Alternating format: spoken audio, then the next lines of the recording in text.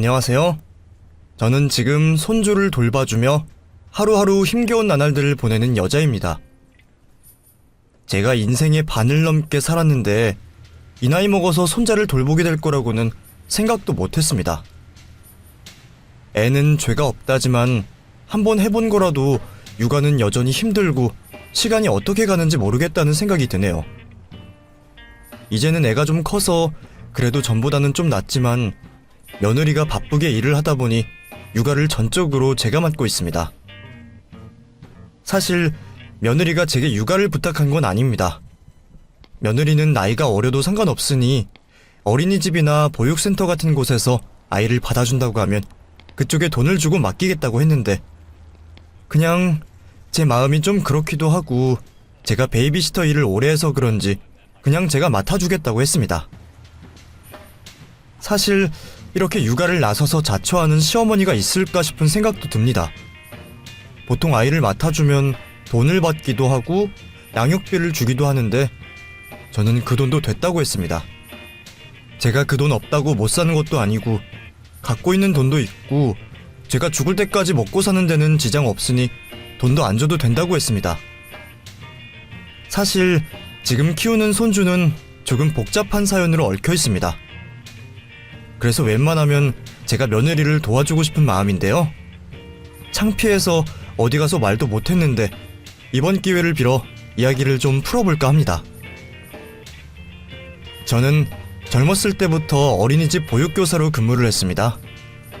정확히 얘기하면 정식 선생님은 아니었고 보조 선생님이었죠.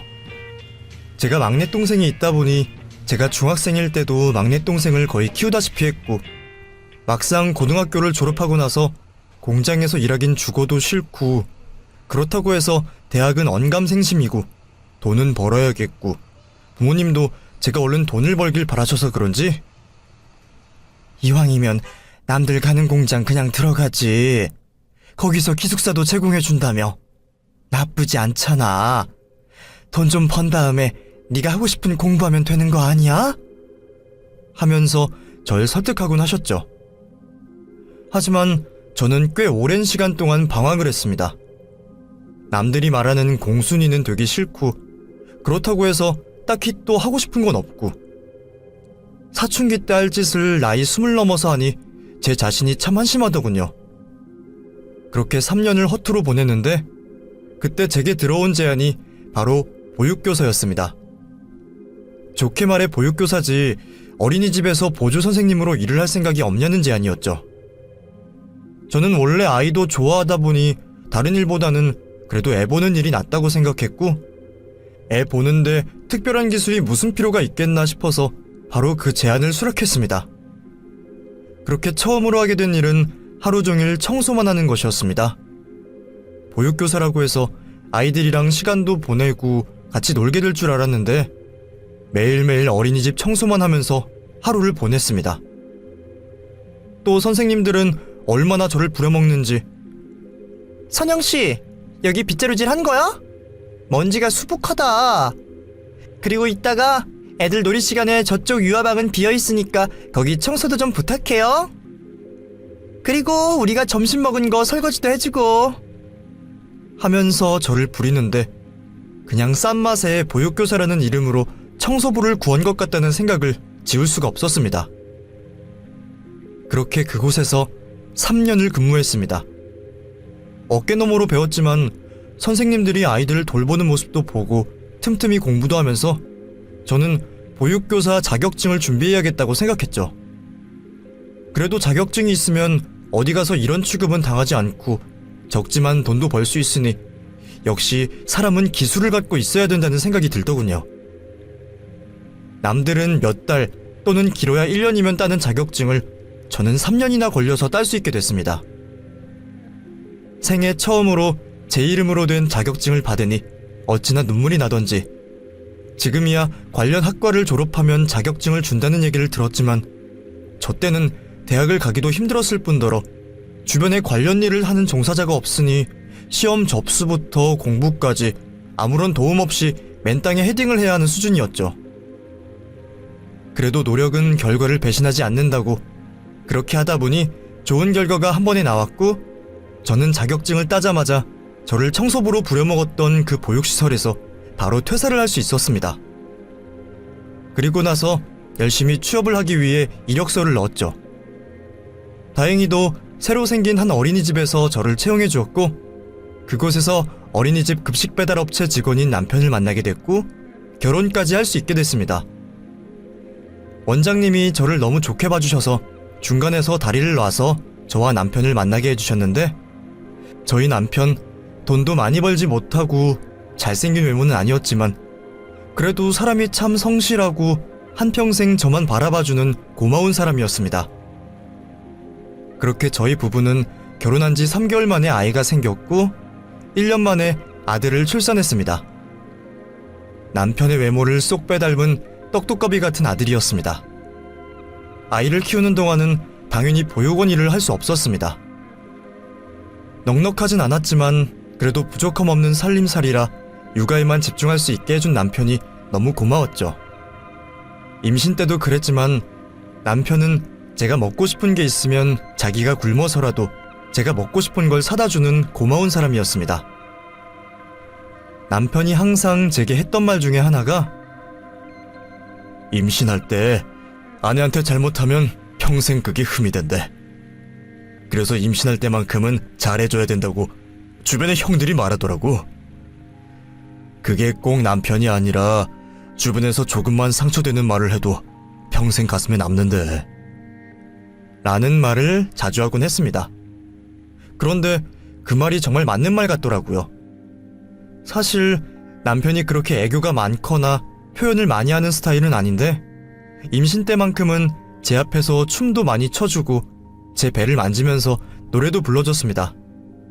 제 인생에서 가장 행복했던 순간을 꼽으라면 아이가 태어났을 때의 기쁨도 있지만 임신하는 내내 공주 대접 받으면서 살았던 그때의 순간이 너무 행복했던 기억이 나네요.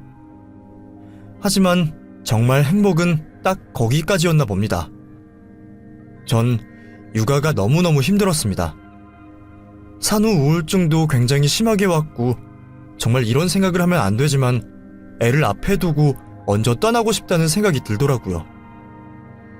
그 당시 제가 13층짜리 아파트에 살았고 저희 집이 11층이었는데 보따리에 애를 넣고 끌어안고 몇 번이나 뛰어내릴까 이런 생각이 든 게 한두 번이 아니었습니다. 정말 나쁜 생각이었죠. 그래도 그때마다 저를 잡아줬던 건 다름 아닌 제 남편이었습니다. 한 번은 너무 눈물이 나서 또 그런 생각이 들었고 남편이 있든 말든 베란다 문을 열고 매달렸더니 여보 왜 이래? 여보 진정해. 제발 이러지 마. 당신이 무슨 죄가 있어? 우리 애가 무슨 죄가 있어? 내가 잘못했어. 다 내가 못 챙겨서 그런 거야. 다 내 잘못이야. 그러니까 여보 제발 이러지 마. 하면서 제 바지가랑이를 붙잡더라고요. 그날 남편이랑 애기랑 셋이 끌어안고 엄청 울었습니다. 그 후로는 아이 끌어안고 다니면서 병원도 다니고 친정엄마 도움도 받아서 어떻게 시간이 흘러갔는지 모를 정도로 힘든 나날들을 보냈지만 그래도 꽤 괜찮은 하루하루를 견뎌나갔습니다. 정말 신기한 것이 산후 우울증이라는 게 분명 치료를 받아서 그런 것도 있겠지만 아기를 친정에 맡기고 제 시간을 보내니까 빠른 속도로 나아지더라고요. 저 때문에 정말 많은 사람들이 고생을 했습니다. 그렇게 아기가 6살쯤 됐을 무렵 저도 그제야 철이 들었는지 남편과 엄마에게 잘해야겠다는 생각이 들더군요. 아이도 한참 말을 잘하고 의사소통이 되니 키우기도 수월해졌지만 여기저기 부딪히고 돌아다니는 것 빼고는 그래도 전 갓난아기 때보단 돌보기가 훨씬 쉽더라고요.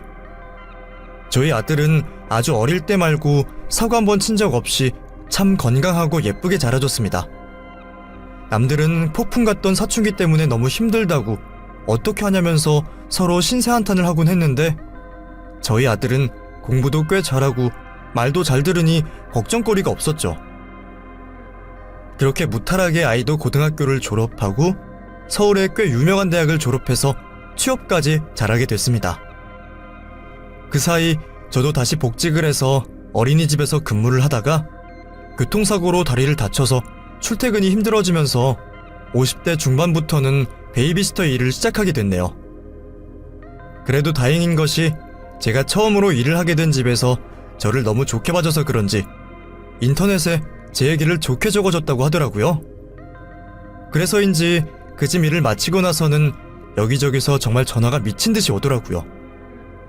제가 감당이 안 될 정도라 죄송하다는 말만 계속 반복할 수밖에 없었고, 심지어 1년치 예약이 전부 차서 일을 한동안 쉬어야겠다는 생각도 했습니다.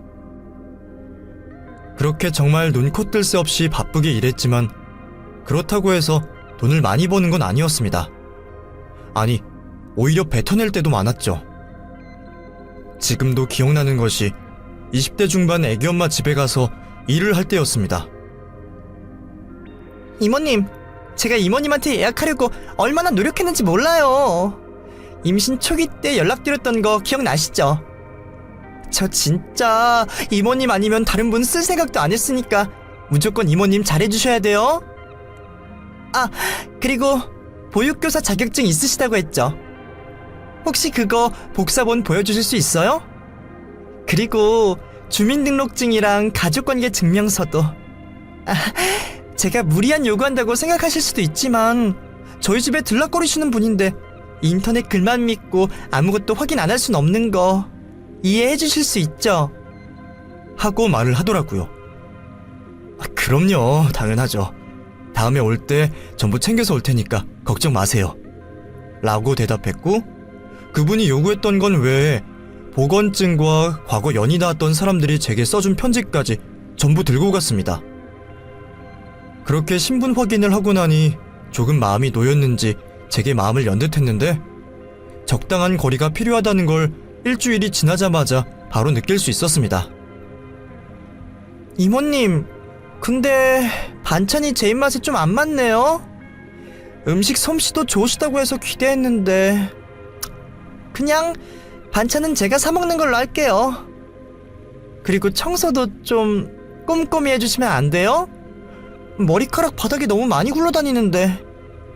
물론 제가 성격이 좀 깔끔한 편이긴 한데 그래도 이건 아닌 것 같아요. 혹시 후기 알바 이런 거 쓰신 건 아니죠? 하면서 저를 살살 비꼬더라고요. 나이 먹은 내가 그런 걸 어떻게 쓰겠어요. 제가 더 신경 쓸게요. 그리고 이런 말 하고 싶지 않지만 살림에 많이 신경을 쓰시는 편이 아닌 것 같네. 내가 청소업체도 아니고 구석구석 깨끗하게 하려고 노력은 할 건데 나도 애기 보랴 반찬하랴 청소하랴 몸이 10개라도 부족하겠어. 하고 저도 처음으로 제 의견을 냈습니다. 무슨 소리예요? 저 전업주부예요. 그리고 저희 집이 더럽다는 말씀이신 거예요?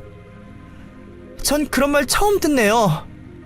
우선 돈을 받으셨으니까 받으신 만큼은 일을 해주세요. 하더군요. 저런 신경전은 아무것도 아니었죠. 심지어 저를 도둑으로 몬 사람도 있었고, 등하원 도우미를 할 때는 애가 어린이집에서 놀다가 넘어졌는데도 저한테 화를 내며 이모님, 애를 좀 잘 봐달라고 했잖아요. 이 흉터 어린이집에서 놀다가 난 거 맞아요? 이모님이랑 집에 오다가 난 거 아니에요? 하면서 저한테 화풀이를 하는 사람도 있었습니다. 정말 제가 그 일을 거진 20년 정도 하면서 온갖 진상들을 다 만났습니다. 세상에 좋은 사람도 너무너무 많지만 미친 사람도 많다는 걸 일을 하면서 많이 겪었죠. 그 사이 제 아들은 나이를 먹을 만큼 먹었고 결혼도 하게 됐습니다. 제가 많은 여자들을 만나다 보니 사람을 딱 보면 대충은 느낌이 오는데, 아들이 결혼하겠다고 데려온 며느리는 솔직히 잘 모르겠더라고요. 내 가족이 될 사람이라 그런가 인상은 선한데 말수는 적고 항상 눈을 피하니 사람을 파악할 시간도 없더라고요. 근데 뭐 아들이 좋다는데 제가 결혼을 반대할 이유도 없고, 사돈이 될 사람을 만나보니 오히려 며느리보다 인상도 좋으시고 수더분하시더라고요. 거기다가 저도 노후 준비가 돼 있고 며느리네 사돈들도 일을 하고 있다는 얘기를 들으니 아들이 양가 노후 책임지느라 고생은 안 해도 될 것 같아 마음이 놓였던 것도 사실입니다.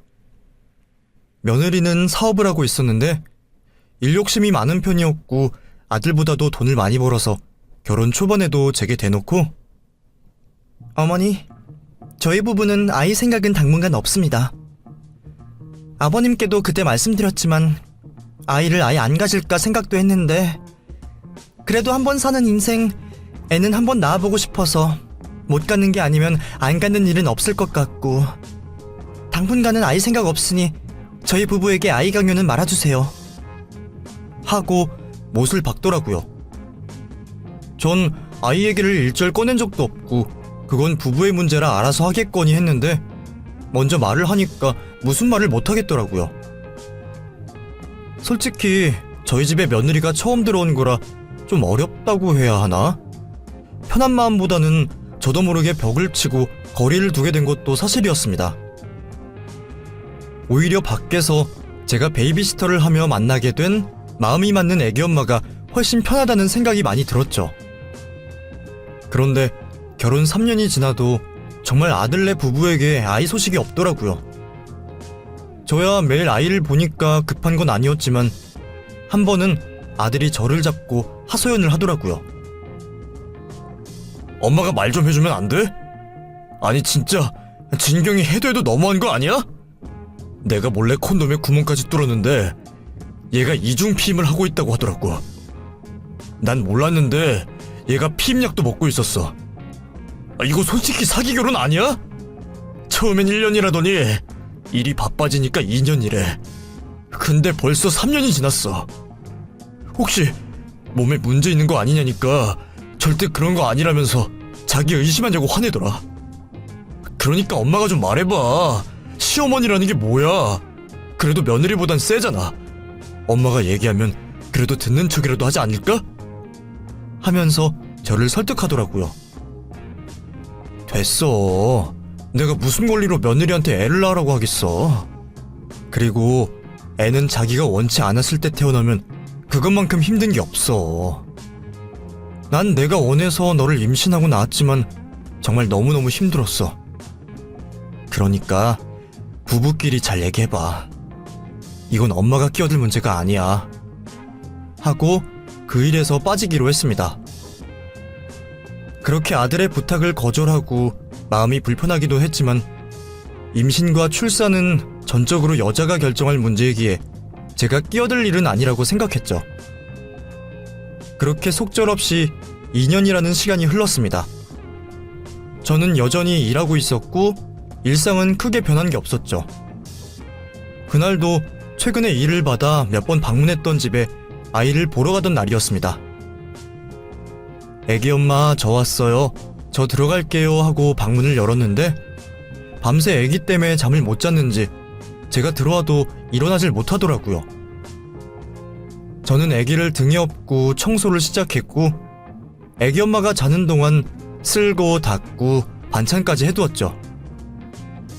3시간쯤 지났을까 잠에서 깬 애기 엄마가 깜짝 놀래서는 어머, 이모님 오셨구나.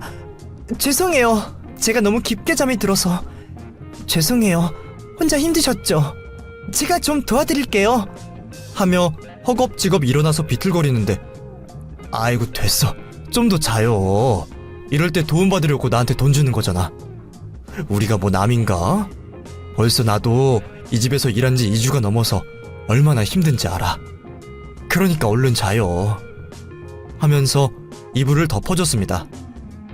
사실 그 애기 엄마가 좀 마음에 걸렸습니다. 집에 그 흔한 결혼 사진도 하나 없고 애기 사진도 찍어놓은 게 없고 애기 키우는 집이라기엔 어두컴컴한 빌라에 모유수유를 하는데 맨날 라면에 인스턴트만 사 먹어서 마음이 쓰이더라고요. 저는 가끔 집에서 반찬도 챙겨오고 일부러 음식 재료들을 살 때도 제 돈이 좀 더 들더라도 유기농을 사서 좋은 것만 애기 엄마한테 먹이려고 참 많이 노력했습니다. 그렇게 한 달쯤 지났을까? 약속 시간이 돼서 그 집으로 갔는데 애기 엄마가 애기를 안고 계속 울고 있더라고요. 아이고 재민이 엄마, 애기 줘요. 왜 이렇게 울고 있어? 무슨 일 있어? 왜 이래? 이모님, 저 어떡해요? 저 애기... 아니다. 지금 저 나가봐야 돼요. 이모님, 잠깐만 아이 좀 봐주세요. 하면서 갑자기 집 밖으로 뛰어나가더라고요. 재민 엄마, 재민이 엄마 하고 크게 불렀지만 뒤도 돌아보지 않고 달려나갔고, 애기 엄마가 뛰어가는 모습을 아파트 밖으로 쳐다봤는데 갓난쟁이를 두고 뒤도 안 돌아보고 뛰는데 무슨 급한 일이길래 저런 건가 싶은 생각이 들더라고요. 그때 그 애기 엄마를 잡았다면 평생 제가 겪지 않아도 될 일을 피해갈 수 있었을까요? 금방 돌아오겠다던 재민이 엄마는 밤 10시가 넘어서도 전화를 받지 않았고 집에 돌아오지도 않았습니다. 몇 번이나 전화를 걸었지만 계속 전화를 끊었고 아무리 기다려도 오지 않는 재민이 엄마를 포기하고 결국 저는 어쩔 수 없이 저희 집으로 갓난쟁이를 데리고 갈 수밖에 없었죠. 제가 애를 안고 들어가자 남편이 깜짝 놀라면서 아이고 이 귀여운 것, 세상에 어찌 이렇게 조그맣고 하면서 너무 좋아하는데 사람 속도 모르고 참 답답하다는 생각만 들었습니다. 대충 이야기를 하니 남편은 오히려 심심한 찰나에 잘 되었다며 자기가 아기 돌봐준다며 눈치 없이 좋아하더라고요. 다행히 재민이는 엄마를 찾지도 않고 처음 먹는 이유식도 잘 먹고 저희 남편이랑 잘 놀고 잘 지냈어요. 그렇게 3일쯤 지났을까? 제가 계속 연락을 했더니 그제야 제 전화를 받으면서 이모님, 정말 죄송해요. 제가 너무 급한 일이 생겨서 말씀도 못하고 그냥 나왔어요. 근데 제가 지금도 오래 통화를 못해요. 정말 너무너무 죄송한데 혹시 아기를 2달만 봐주실 수 있을까요? 이제 모유 수유도 거의 끝나서 이유식 먹이셔도 될 것 같고 뭐 저보다 더 잘하실 테니까 제발 부탁드릴게요. 제가 애를 맡길 곳이 없어요. 보수는 절대 부족하지 않게 챙겨드릴게요. 월급 통장으로 넣어드릴 테니 지금 통장 확인해보세요. 다시 연락주세요. 하면서 전화를 끊더라고요. 저는 그 말을 듣고 바로 통장을 확인했고 제 잔고를 확인하고는 기함을 했습니다. 아니, 이 여자가 미쳤나? 무슨 애를 봐주는데 1억? 1억을 보냈어. 이게 무슨 일이래? 하면서 저 혼자 계속 혼잣말로 중얼거렸습니다. 제 말을 들은 남편이 놀라서 뭐? 1억? 무슨 1억을 보내? 그 여자 사기꾼 아니야? 아니 1억이면 그게 양육비지 무슨 보수야. 그 여자 이상한 여자 아니야? 하고는 남편도 지레 겁을 먹더라고요. 저는 다시 전화를 걸었지만 애기 엄마는 전화를 받지 않았고 문자를 보내면서 이모님, 죄송해요. 제가 전화를 할 수가 없어요. 통장 확인하셨죠? 딱 2달만 부탁드려요. 제가 꼭 재민이 데리러 갈 테니까 너무 걱정 마시고 딱 2달만 부탁드립니다. 하고 제게 문자를 보냈더라고요. 몸이 차갑게 식는 느낌이었습니다. 애를 보는 건 일도 아니지만 혹시나 이 여자가 애를 안 데리러 오면 어떡하나, 이 돈을 받아도 되는 건가 별별 생각이 다 들더군요. 그 와중에 애 배가 고픈지 계속 울기만 하고 남편은 애를 안고서 둥가둥가거리면서 좋다고 놀아주는데 이게 진짜 뭐하는 짓인가 싶더라고요. 하지만 당장 애를 버릴 수도 없고 이미 데리고 왔으니 저는 어쩔 수 없이 아이를 맡아 키우게 됐고, 이 소식을 들은 아들은 이게 말이 되냐면서 당장 경찰에 신고를 하겠다고 난리를 떨더라고요. 제가 이 돈을 받고 싶어서 받은 건 아니지만 애기 엄마가 제게 돈을 보내주면서 절대 경찰에는 신고하지 말아달라고 신신당부했고, 제가 봐왔던 애기 엄마는 절대 사기를 치거나 나쁜 마음을 먹을 사람이 아니라는 걸 알기에 괜히 경찰에 신고해서 일을 크게 만들고 싶진 않았죠. 그리고 만약 아들 말대로 경찰에 신고하면 재민이는 보육원에 갈 게 불보듯 뻔했기에 그러고 싶지 않았거든요. 우리 때랑은 달라졌다고 하지만 그래도 보육원이라는 곳이 제게는 부정적으로 느껴졌기에 그냥 당분간 맡아서 키우기로 했죠. 그렇게 한 달, 두 달 아이와 함께 시간을 보내다 보니 제 일을 할 수는 없었지만 그래도 1억이라는 큰 돈이 들어와서 그런지 돈 때문에 일에 쫓기는 일은 없었습니다. 하지만 2달만 아이를 맡기겠다던 재민이 엄마는 1년이 지나도 연락이 오지 않았고 결국 2년, 3년이 될 때까지 제가 아이를 맡아 돌보게 됐습니다. 처음엔 애기 엄마가 연락을 받지 않아 초조하고 불안했다면 1년쯤 지나고 나니 애기랑 정이 들어서 그런지 남편은 정 연락이 안 오면 우리가 키우지 뭐. 애도 순하고 말도 잘 듣고 우리도 애 덕분에 웃을 일이 많아졌잖아 하면서 말도 안 되는 소리를 하곤 했죠. 하지만 저도 속으로 남편의 말에 솔깃하더라고요. 재민이는 제가 여태 맡은 아이들과 다르게 잘 울지도 않고 밥도 잘 먹고 밤에 깨지도 않고 정말 말 잘 듣고 키우기 쉬운 순한 아기였어요. 그리고 아기는 뭐래도 예뻐 보이잖아요? 그러니 2년이 지나니까 저도 초조해지는 마음보단 아이가 예뻐서 막상 보낼 때를 생각하면 마음이 아려온다는 생각까지 들더라고요. 그래서 남편 말대로 아예 재민 엄마 연락이 안 왔으면 하는 생각도 종종 들었습니다. 그렇게 애가 3돌이 지났을 무렵 남편과 아이를 데리고 외식을 하고 들어오는데 모르는 번호로 연락이 왔습니다. 여보세요 하고 전화를 받았는데 이모님 저예요. 재민이 엄마 하면서 말을 하더라고요. 3년 만에 연락이 온 사람은 애를 맡겼던 여자였습니다. 아이고 재민이 엄마 이게 무슨 일이야. 이제야 연락을 주면 어떡해. 내가 얼마나 기다리는 줄 알아? 세상에 전화 줘서 너무 고마워요. 나는 무슨 일이라도 생긴 줄 알았어. 정말 너무너무 고마워. 재민이 얼마나 컸는지 궁금하지도 않아? 애 없이 어떻게 살았어 그동안? 죄송해요. 이모님, 제가 너무 늦게 전화드렸죠? 저 이사했어요.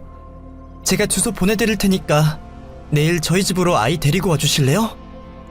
일이 좀 있어서 3년 동안 연락도 못 드렸는데 제가 식사 대접도 하고 드릴 말씀도 있어서요.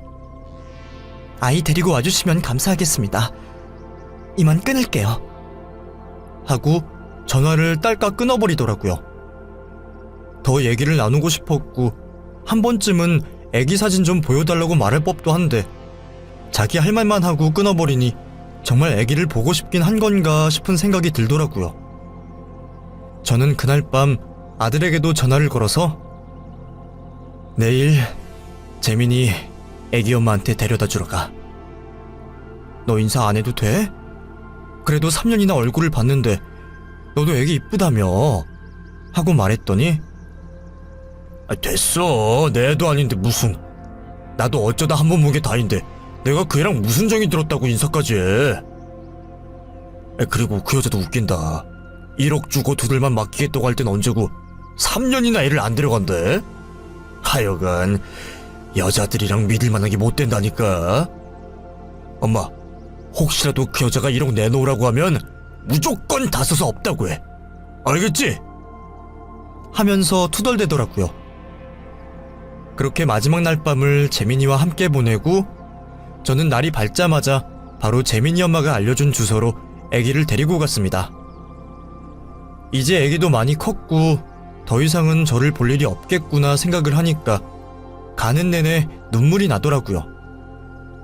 슬펐지만 그래도 아기는 친엄마 손에서 키우는 게 맞기에 마음을 비우고 그 주소로 향했어요. 하지만 그 눈물이 사치라는 걸 전부 그 집에 도착해서 알게 됐죠. 저는 집 앞에서 아이를 안고 가며 재민아, 이제 할머니랑 헤어지면 할머니 못 본다고 너무 슬퍼하지 말고 엄마 말씀 잘 들어야 돼. 알겠지? 할머니가 더 잘해주지 못해서 너무너무 미안하다. 나중에 우리가 커서 언젠가 다시 만나게 되면 그땐 지금보다 할머니가 더 잘해줄게. 라며 아이를 꽉 끌어안았습니다. 저는 집 앞에 서서 벨을 눌렀고 딸깍 소리와 함께 현관문이 열렸습니다. 3년 전보다 살이 수척하게 빠진 재민이 엄마가 오셨어요 하면서 저를 반겨줬고, 제가 아이를 넘겨주자마자 애기 엄마가 펑펑 울더라고요. 그렇게 한참을 울고 나서는 들어오세요. 제가 식사 준비했어요. 지금까지 왜 연락을 못 드렸는지, 제게 무슨 일이 있었는지 전부 말씀드릴게요. 하면서 저를 집 안으로 데리고 들어왔죠. 그렇게 같이 밥을 먹으려고 자리에 앉았는데 그때 누군가가 또 초인종을 누르더라고요. 잠시만요. 제가 금방 가서 문 열어주고 올게요. 하며 아기를 안고 나간 그때 갑자기 문 밖에서 쾅 하는 소리가 나면서 야, 문 열어, 문 열라고 라며 웬 남자가 소리를 지르더라고요. 너무 놀란 저도 아기 엄마를 따라 나갔고, 문이 열리자마자 저는 그 자리에서 얼음처럼 굳어버렸습니다.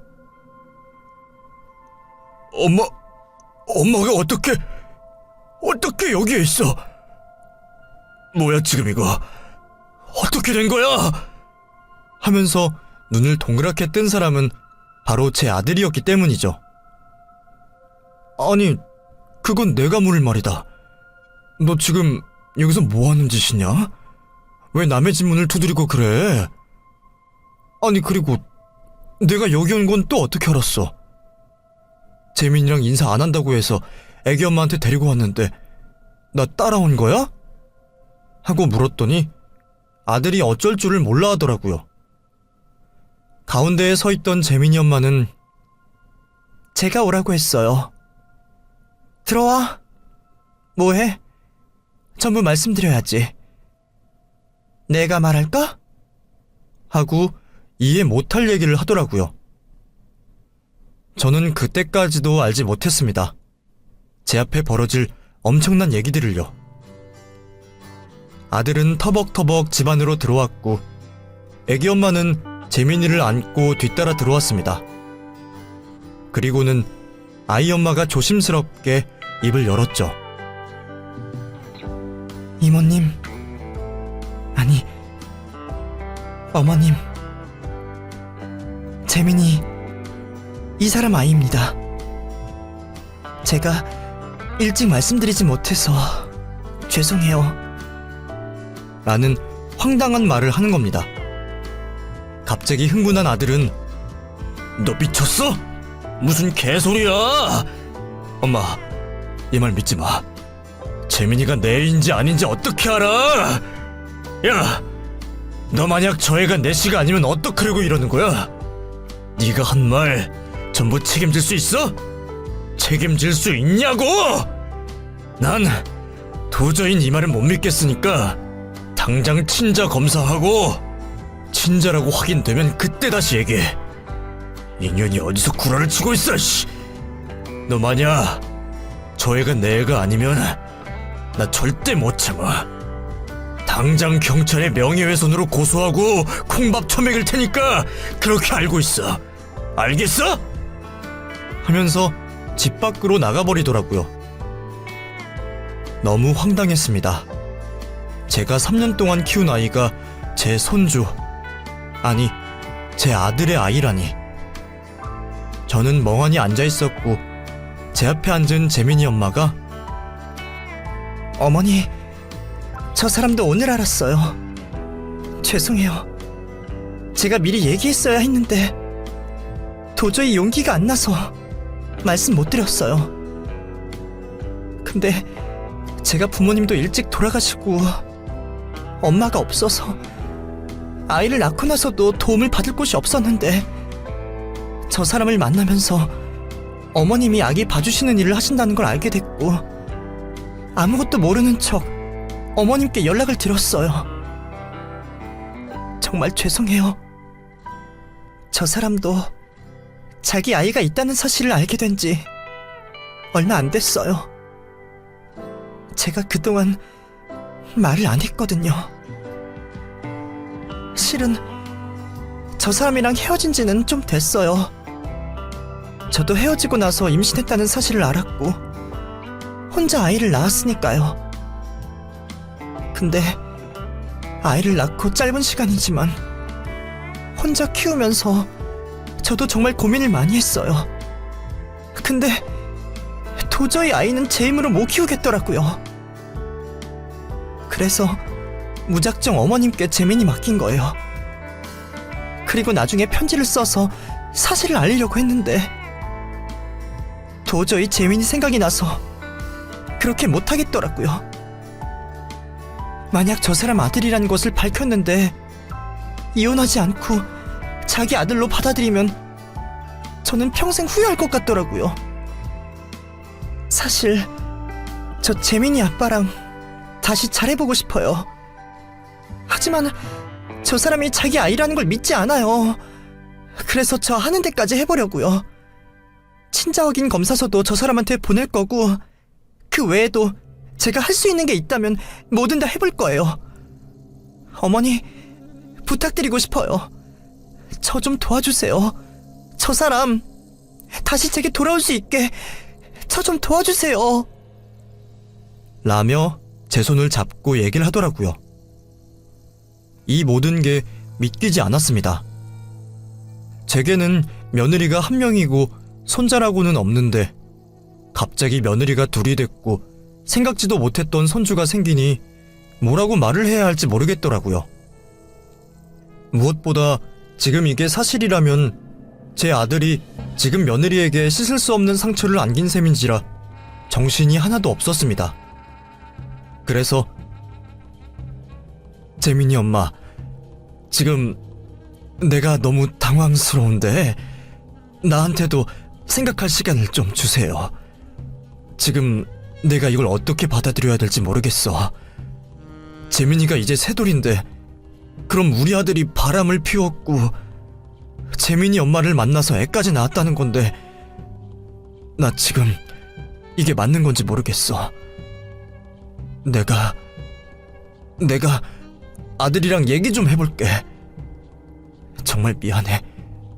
정말 미안해요. 라고 말을 하고 그 손을 뿌리치고 집을 나섰습니다.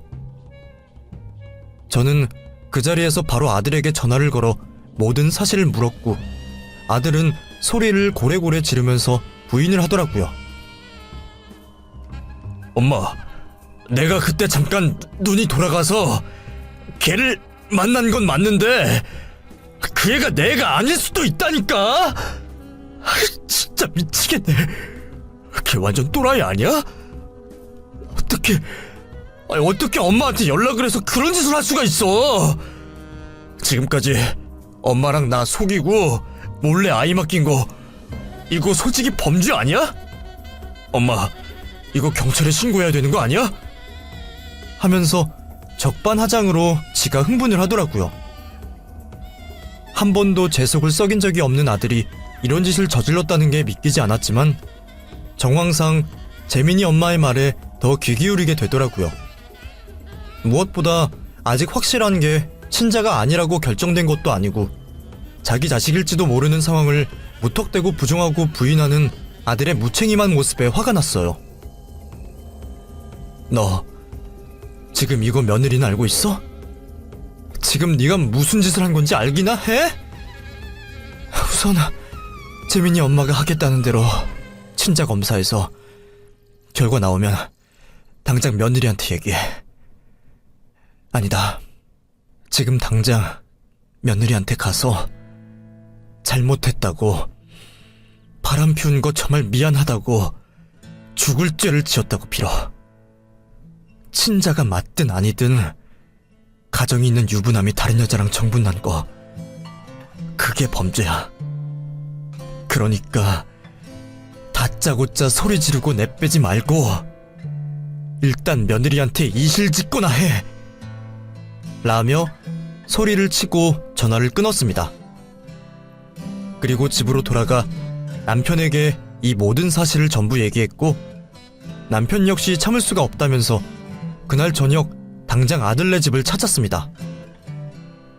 아들은 저와 남편이 찾아갈 때까지 한마디도 며느리한테 이야기를 하지 않았더라고요. 갑자기 들이닥친 저희 부부의 모습에 오히려 며느리가 눈이 동그랗게 떠서 깜짝 놀라더라고요. 아무리 내 뱃속으로 낳은 아들이지만 더 이상 감싸주고 싶지 않았기에 그냥 제가 다 털어놓았습니다. 그러니 결국 며느리 앞에서 아들은 자신이 한때 바람피운 사실을 전부 얘기했고 이 말을 들은 며느리는 생각할 시간이 필요하다면서 짐을 싸서 친정으로 가버렸습니다. 여자 입장에서 남편이 자기 외에 다른 여자랑 그 짓거리를 했으니 화가 날 만도 하죠. 며느리의 그런 행동을 전 다 이해했습니다. 아들은 그제서야 자신이 끔찍한 잘못을 저지른 걸 깨달았는지 반성과 참회의 눈물을 보이더라고요. 그저 잠깐의 유의와 일탈이 이렇게까지 크게 번질 줄은 몰랐던지 며느리가 집을 나가는 상황까지 이어지니 거의 반쯤 정신이 나갔더라고요. 일단 저는 재민이가 내 손주인지 아닌지 그게 궁금했기에 바로 아들의 머리털을 뽑아서 재민이 엄마를 갖다 주었어요. 아들도 정말 자기 핏줄이 맞는지가 궁금했는지 제가 머리털 뽑을 때 별 저항을 하지 않더라고요. 그리고 한 달 뒤 재민이 엄마는 저희 집에 찾아와 친자 확인서를 내밀었습니다. 혹시라도 검사가 잘못 나왔을까봐 한 군데가 아니라 무려 3군데에 동시다발적으로 검사를 진행했나봐요. 모두 일치라는 검사서를 보이니 받아들일 수밖에 없었습니다. 솔직히 이때 저는 속으로는 그 사실이 반가웠습니다. 제가 그토록 바랬던 손주가 그동안 애지중지 키운 재민이었다는 사실이 기분이 나쁠 수가 없었죠. 하지만 한편으로는 이게 사실이면 멀쩡한 제 아들내외 사이가 파탄나는 건 기정사실이었기에 좋아할 수도 그렇다고 나빠할 수도 없었습니다. 일단 재민이 엄마는 저희 아들과 살림을 합칠 것을 요구했습니다. 만약 합치지 않는다면 재민이를 앞으로 안 보여주겠다고 반협박을 하더라고요. 그리고 이 사실을 전부 알게 된 며느리는 바로 저희 아들에게 이혼을 요구했습니다.